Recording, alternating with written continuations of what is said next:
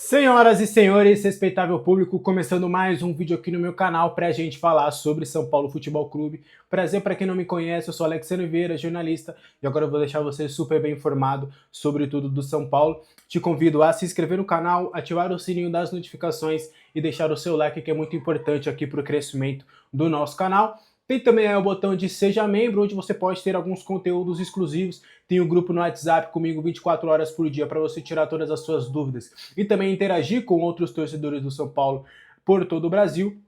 Tem os vídeos exclusivos. Ontem eu falei com o pessoal de membros sobre a busca do São Paulo por um volante. Houve uma reunião ali para debater alguns nomes, o Fernandinho inclusive foi um desses nomes, mas a diretoria decidiu não contratar por agora, vai esperar o Thiago Mendes ou tentar o Thiago Mendes na próxima janela de transferências internacional. Tem também as lives exclusivas e tem uma novidade para membros que eles já estão sabendo lá, que envolve mais ou menos as nossas lives de pré-jogo. Bora falar sobre São Paulo Futebol Clube? Luiz Gustavo recebeu alta, uma excelente notícia, né? Ele recebeu alta na última terça-feira, então ele já foi para casa, já saiu do Albert Einstein, então é menos uma preocupação em relação ao risco de vida do atleta, né? Óbvio que desde que ele foi internado não tinha esse risco, mas a gente sabe como é um caso sério, poderia ter várias complicações, então dos males, o menor. O importante nessa situação, de fato, era a saúde do Luiz Gustavo, então ele recebeu alta e está com a sua família. Ele vai receber agora 10 dias de recuperação em casa, então serão 10 dias onde ele vai cumprir, né, o cronograma médico. Ele não pode fazer as atividades físicas, ele não pode fazer nenhum tipo de atividade, nem uma corridinha, uma bicicleta, um treino de academia, nem nada do tipo. Ele tem que ficar em repouso em casa depois de todo esse susto, e aí depois de 10 dias vai ser feita uma nova avaliação para entender como é que o corpo dele reagiu, como é que está essa situação e como é que está esse grau. Só que aí agora a gente entra num ponto dele voltar para campo, previsão zero, tá, gente? Em um curto prazo.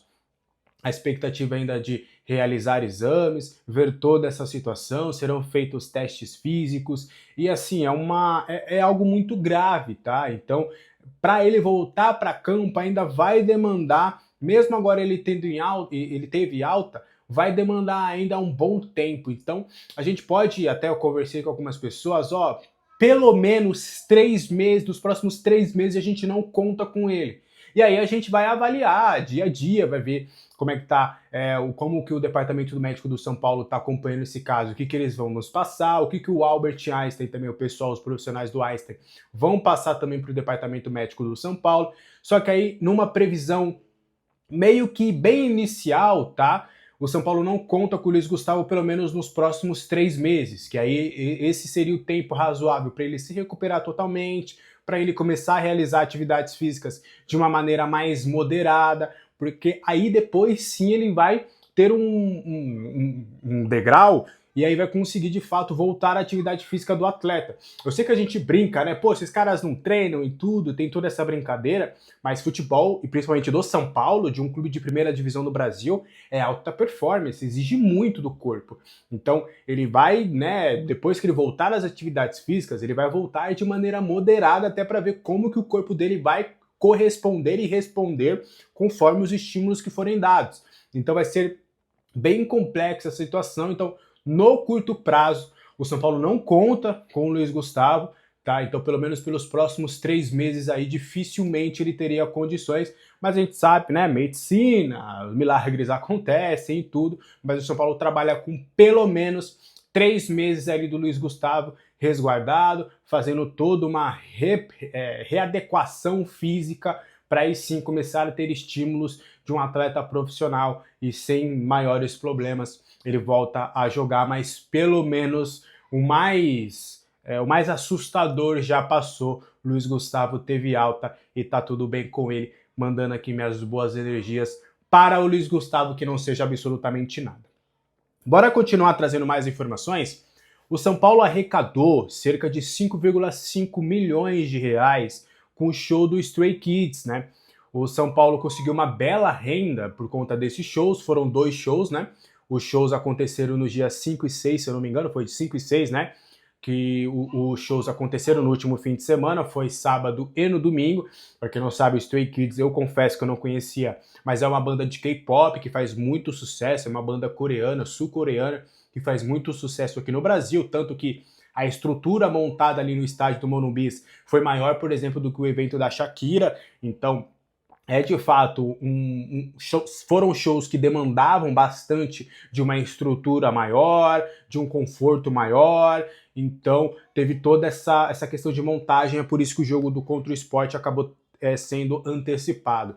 E aí o São Paulo arrecadou livre para ele, tá? 5,5 milhões, o que para o São Paulo, na visão de muitos ali, é algo benéfico, né? Porque o São Paulo conseguiu, mesmo com uma renda menor por conta da diminuição da capacidade contra o esporte, conseguiu empurrar o jogo contra o esporte e teve o seu torcedor, arrecadou com o show e ainda vai poder jogar contra o Alianza Lima. Então, nesse período de 2 jogos que o São Paulo teve fora de casa, não houve prejuízo esportivo de ter que se realocar em algum outro local, e ainda tem essa grana que vai ajudar muito nos cofres do clube. A gente sabe que o São Paulo tem passado dificuldades financeiras e essa grana vai ajudar bastante. E aí é importante trazer que a Live Motion, que é a empresa que leva os shows para o São Paulo, paga 40 milhões anual só pelo fato de ela ter essa prioridade de poder mandar os shows lá, tá?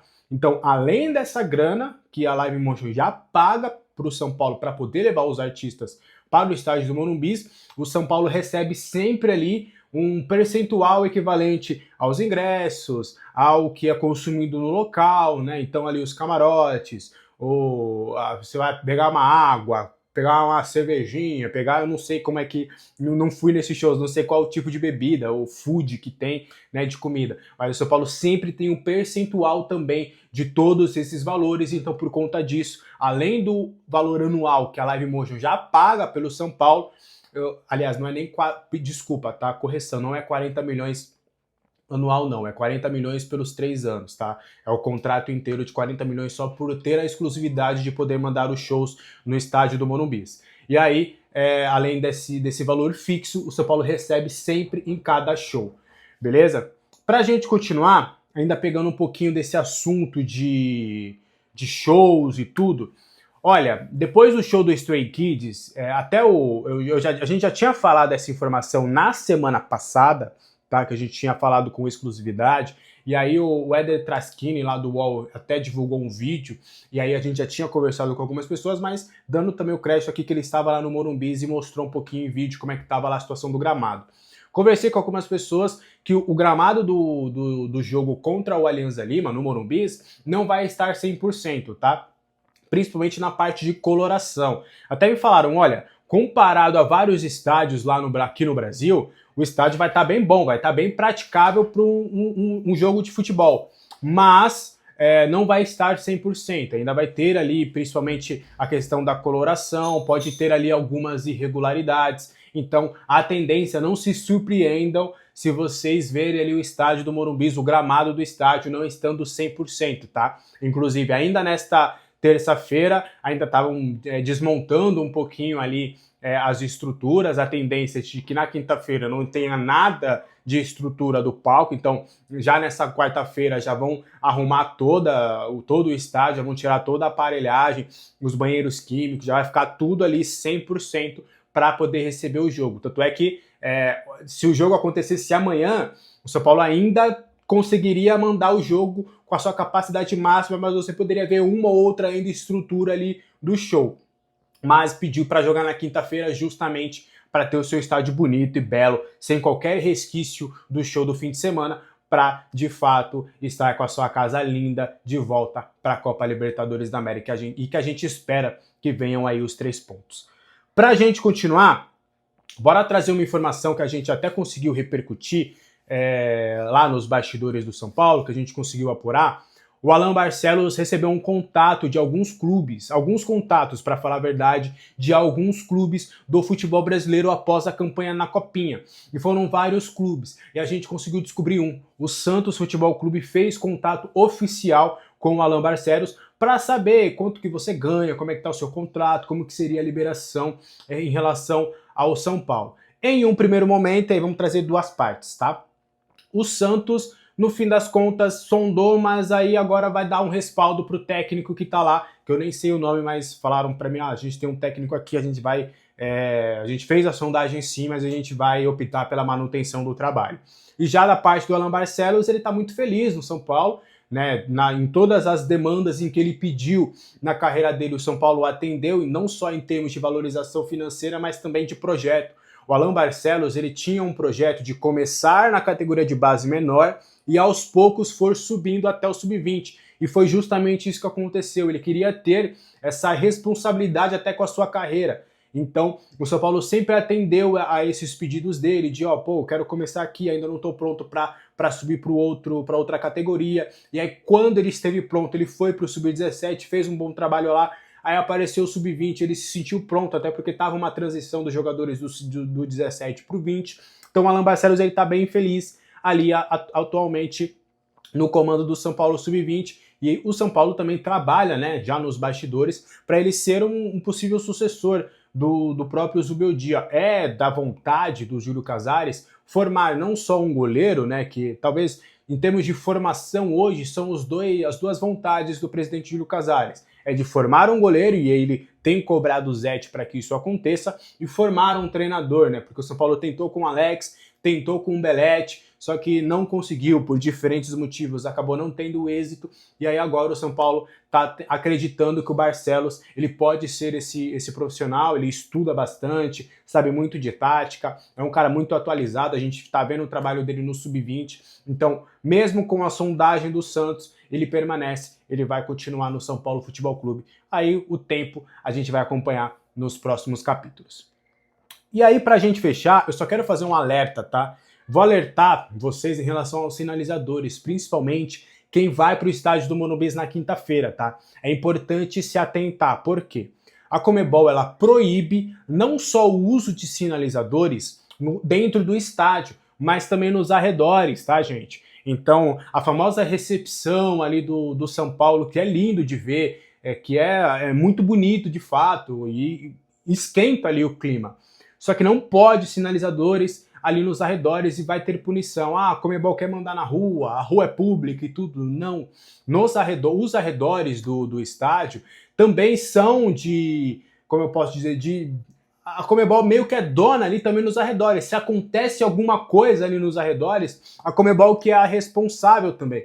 Não sei se você sabe, por exemplo, nós que vamos para a cabine, nessa quinta-feira eu não vou não, tá? Vou ter um compromisso na sexta-feira pela manhã. Então não vai me inviabilizar a possibilidade de ir para o estádio na quinta-feira. Então, por exemplo, a gente não pode fazer nenhuma filmagem lá. Vocês já viram eu nas redes sociais, ou até vídeo aqui no canal, eu lá no estádio, né, gravando conteúdo para vocês. Eu não posso fazer isso em jogos da Conmebol, porque é uma regra da Conmebol. Eu não posso filmar ali os arredores, eu como imprensa não posso. Então, por mais que a gente questione, né, várias dessas recomendações da Conmebol, é importante trazer essa atenção. Não pode, gente. O Atlético Mineiro, para quem não sabe, o Galo vai jogar agora na Sul-Americana com portões fechados. Por quê? Porque foi punido por conta dos sinalizadores. Então a Conmebol está cumprindo o que ela prometeu em relação aos sinalizadores. Então acho melhor, longe de mim, trazer como que o torcedor tem que torcer, mas eu acho que é importante ter essa atenção em relação aos sinalizadores para que o São Paulo acabe não sendo punido e tenha a sua casa com a totalidade do público já nos próximos jogos. Combinado? Um abraço para todo mundo, boa quarta-feira para vocês, tá? Até a próxima, tchau!